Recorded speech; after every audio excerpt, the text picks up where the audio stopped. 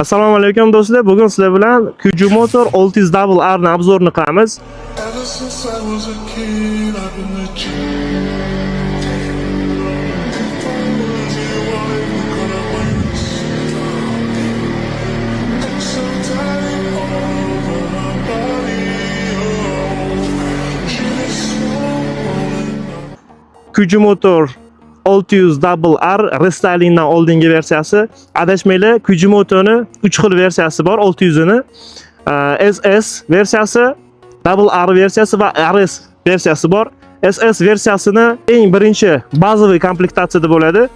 Ozgina komplekt uyishlari arzonroq bo'ladi, beskluchovoy dostуп bo'lmaydi va RS versiyasini esa motori kuchaytirilgan, dizayni ham ozgincha boshqacha bo'ladi. Bunda 82 ta ot kuchi bo'lsa, RS da 110 ta ot kuchi bo'ladi. O'tirganda qanaqa plyus va minus tomonlari bor? Birinchidan mototsiklimiz shaharga moslashtirilgan. Kliponlari sport baklarniki juda past joylashgan bo'ladi. Buniki ozgina balandroq joylashgani uchun sal teparoq o'tirasiz. Xo'p. Oyoqlaringiz sportivniy pasatka bo'lganda bakka tiralib turadi. Bu sizni stop qilganingizda oldiga chiqib ketishingizni oldini oladi. Xarakteristika haqida gapiradigan bo'lsak, mototsiklimizda 11000 оборот, 82 ta ot kuchi. Bunisi bizda 2020 dan oldingi versiya, 2020 dan oldin 82 ta ot kuchi bo'lgan, 2020 dan keyin 87 ta ot kuchi bo'lgan.